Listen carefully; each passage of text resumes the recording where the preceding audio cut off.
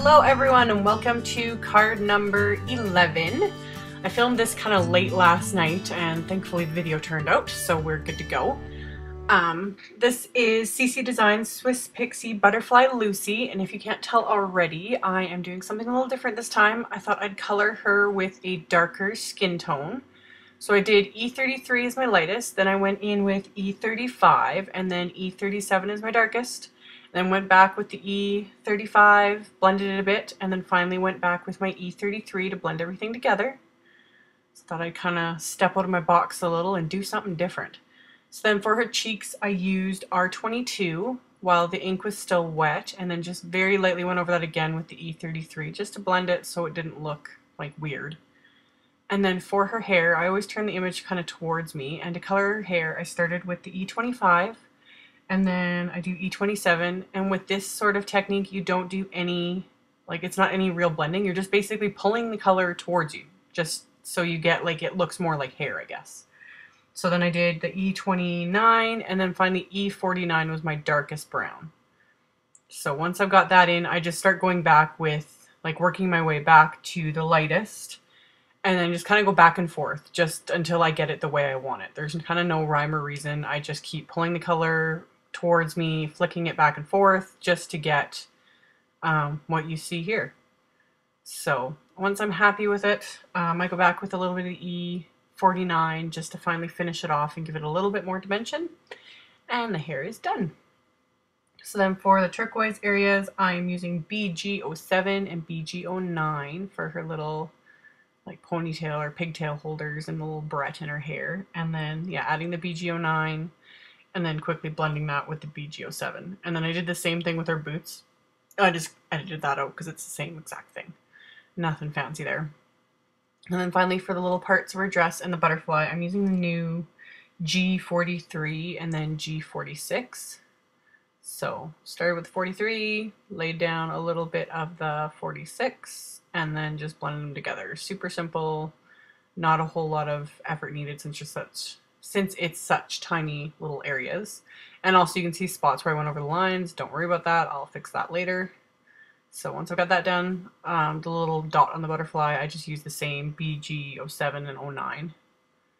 And then that was done. And then for the spots that I went over the lines, I just took my colorless blender and just started pressing it back into the cardstock. I'm using the CC Designs 110-pound Copic cardstock, so it's really thick, so you can press the color in and basically fix any mistakes. And then you can see I didn't do her dress because I wanted to paper piece it, and I'm just using pattern paper from the My Mind's Eye Be Amazing. And I inked up the stamp with the Memento Tuxedo Black and just stamped her dress onto the pattern paper, trimmed it out, and then cut out just the two little parts of her dress with my detail cutting scissors, and then just Tombow Monomulti to adhere those into place. Super simple.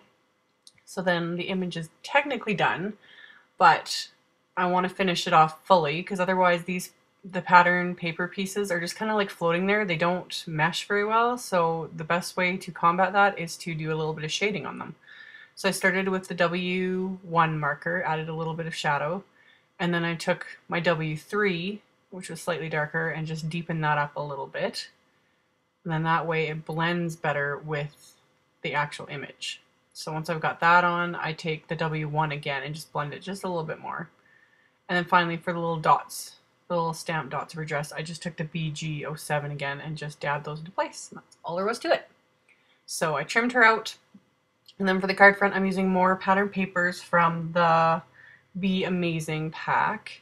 So I just cut the main piece and then just two pattern paper strips.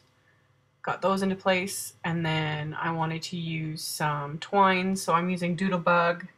This is the Bumblebee twine. Wrapped that around a few times and then tied it in a bow. And I use my pinky to kind of hold the knot in place while I tie the bow.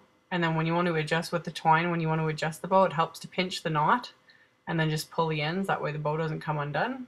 And then just trim it off and it's good to go. So once I've got that, I wanted to add a couple embellishments. So I grabbed the CC Designs, this butterfly border die, and used Stampin' Up's Pool Party cardstock. But I didn't want to use it as a border, so I just trimmed a couple of butterflies right off of it. Super simple. And then I wanted to add some pearls as well, but I didn't have the color one. I wanted them more of a green, so I just took these white ones and I just used my green, my G43 Copic marker to color them. You could use an airbrush too, that would work great. If you airbrush them, you get like a smoother finish, but that's a lot of work for tiny little pearls and whatever. I just color it with a marker, it works just as well. So, and it dries quickly too, which is a bonus. So I adhered the butterflies with the Tombow Monomulti and then just use the tip of my detail scissors to pick up all these little pearls and put them in place. So yeah. So once that's done, the sentiment is from my So Wordy sentiment set, and I inked it up with the VersaFine Onyx Black.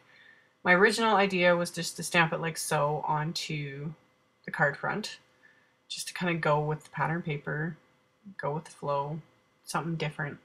So, and then the main image, I put a ton of dimensionals on her and then stuck her onto the card front. And the sentiment was driving me bonkers. I didn't like how it looked. It was too crooked. I didn't like it. So I had to fix that. So I just took a scrap of the pattern paper, stamped the sentiment again onto that, and then just punched it out with my Stampin' Up! Key tag punch. They really never should have retired this. That's like, I use this punch all the time. It's amazing. It just fits like everything. So I adhered that, covered up the original sentiment, and feels so much better. Oh, and that black like strap, it's my camera strap. I didn't notice. Like I kept catching it when I was building this. My desk was a mess. So I kept catching it when I was trying to create like this little section where the card is. That's like the only clear spot I had on my desk.